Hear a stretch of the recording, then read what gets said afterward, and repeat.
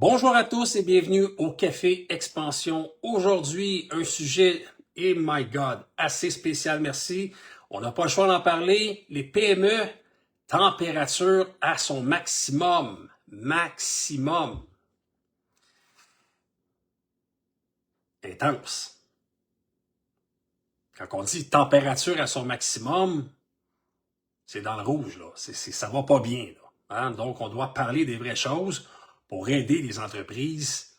Et aujourd'hui, je vais montrer aux entrepreneurs comment arrêter de vivre dans les excuses, comment se structurer, comment faire en sorte de ne plus être dans un mode panique et d'éviter les températures élevées en entrepreneuriat.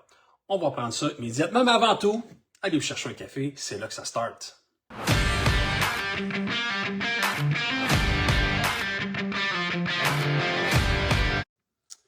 Bon, un petit peu de lecture aujourd'hui, c'est évident qu'il va y avoir de la lecture, il y a de l'information pertinente. Et d'ailleurs, avant de commencer, je vous invite à aller sur la chaîne YouTube, à liker la chaîne, à vous abonner si ce n'est pas fait. C'est important, on donne l'information gratuite ici pour les entrepreneurs pour que vous puissiez plus aisément trouver des solutions. Ça me fait plaisir d'organiser ça pour vous et de, en fait, vous donner cette information-là gratuitement. Profitez-en. Puis je vous le dis, c'est un live, là. On est en live direct, donc ça se peut fort bien parce que je suis très enrhumé aujourd'hui. Ça paraît peut-être pas quand je parle dans ma voix, mais vous allez le voir, là, je vais sûrement moucher 10 fois aujourd'hui. Je vais renifler. Ça va être un live affreux. Mais je trouvais ça important d'être là quand même parce que l'information à tous les mercredis 9h doit être donnée. C'est une religion. Religieusement, je suis là à 9h tous les mercredis pour vous. Puis je vous invite à vous joindre à nous. Allez vous chercher un café si ce n'est pas fait, comme j'ai dit tantôt. On en a pour à peu près un petit 15 minutes. Donc, c'est quoi la situation réelle, en fait, des entreprises, les erreurs qui sont fréquentes, la pression vécue par les dirigeants et aussi, c'est quoi l'impact financier et opérationnel? Donc, si on veut parler un petit peu de cette réalité-là qui est entrepreneuriale, là, la situation vécue par les PME, c'est qu'ils en arrachent. Aujourd'hui, 2026, c'est pas évident. Les erreurs fréquentes, c'est de ne pas se préparer à l'avance et que quand la problématique arrive, ben là, il est un peu tard. Aussi, la pression qui est vécue par le dirigeant, souvent, les dirigeants sont seuls.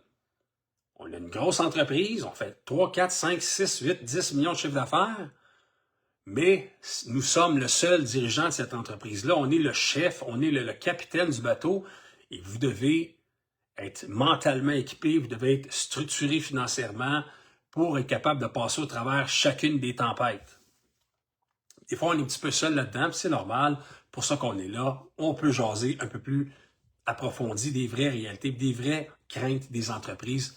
C'est important d'en parler des fois.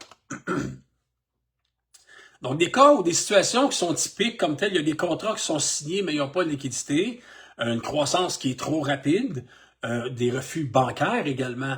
Hein? Quand on est refusé au niveau bancaire, ça n'aide pas. Et un manque de planification financière, comme je disais tout à l'heure. Et là, on va tout simplement...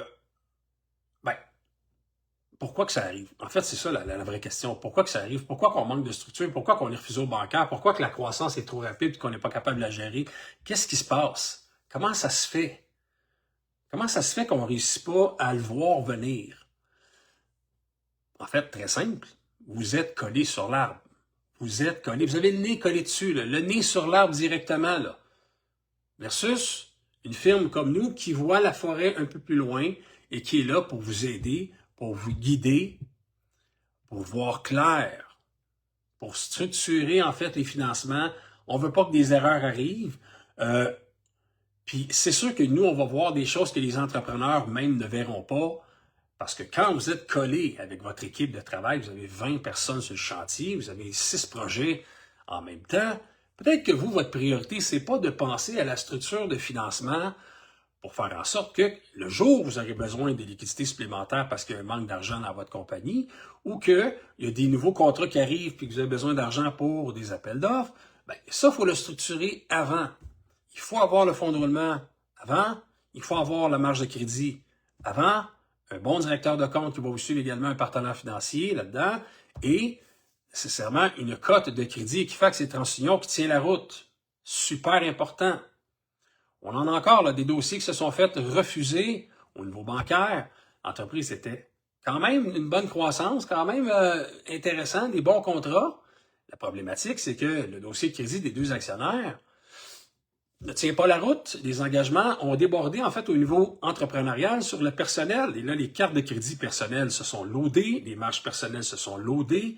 Au lieu de l'organiser au niveau entreprise, ça a tombé sur leur personnel. Et là, ça fait en sorte que leur code de crédit descend, descend et descend, qu'il y a des retards, que leur ratio d'endettement est trop élevé. Et là, c'est une problématique majeure à ce moment-là. Donc, il faut absolument soit qu'on soit capable de changer l'actionnaire dans l'entreprise, ou encore là, qu'on redresse la cote de crédit et qu'on recalibre le financement global de ces entrepreneurs-là pour leurs entreprises et pour éviter que dans l'avenir, ça arrive. Donc, on va leur travailler un fonds de roulement ou une marge de crédit plus importante sur des projections financières, sur les contrats à venir, sur qu'est-ce qu'ils veulent faire. On va se faire une belle histoire, puis pour vrai, ça fonctionne. C'est important d'avoir de l'information crédible à donner à un banquier. On est habitué de présenter des dossiers, je vous le dis, c'est pas ça qui nous fait peur. Donc, certains conseils stratégiques, ben écoutez, une mauvaise structure financière, comme je l'ai dit, une dépendance aux banques. Est-ce qu'il n'y a que les banques ou il peut y avoir aussi des institutions gouvernementales, il peut y avoir du financement au niveau privé ou encore là du working capital. On a un partenaire maintenant qui est un partenaire d'envergure au niveau financement qui permet d'aller chercher des financements entre 25 000 et 150, 200 000 assez rapidement.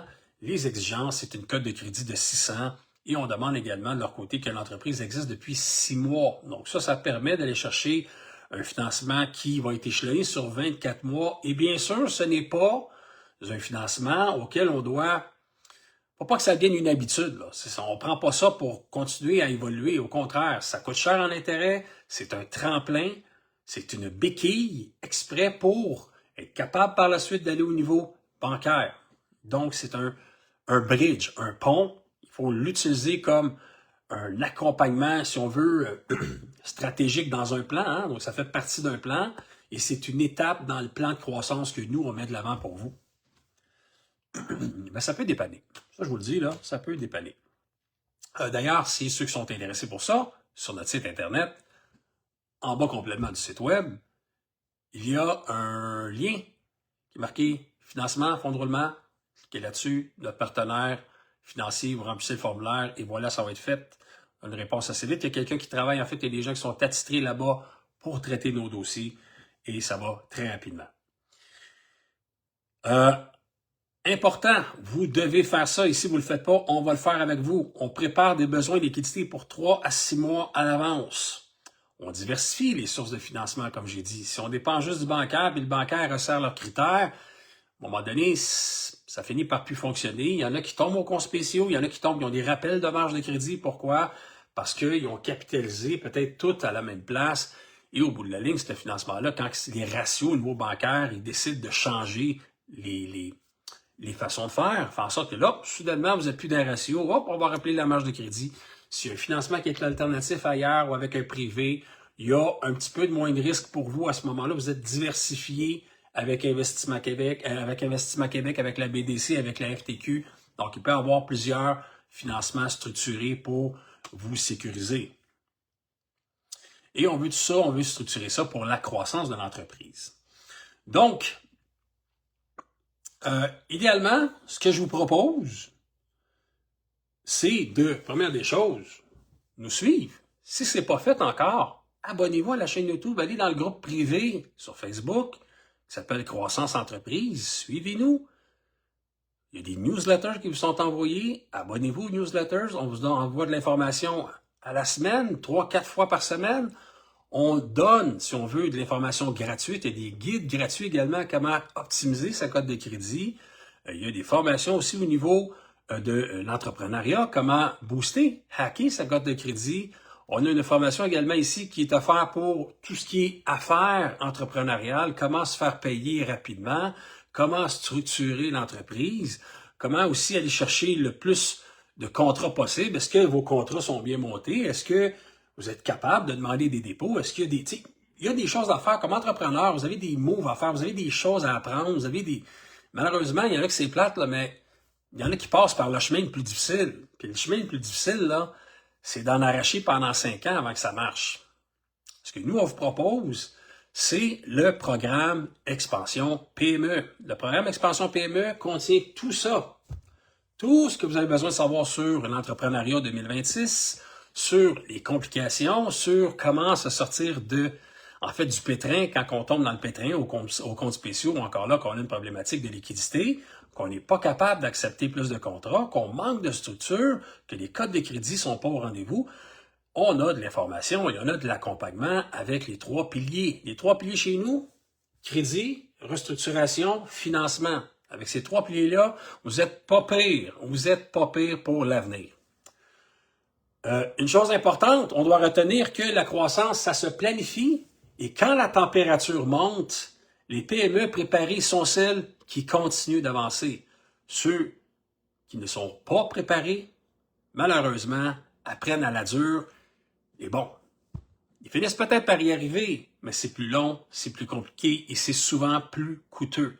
Là-dessus, je vous souhaite une excellente semaine. On se retrouve bientôt pour un autre Café Expansion. Bonne journée.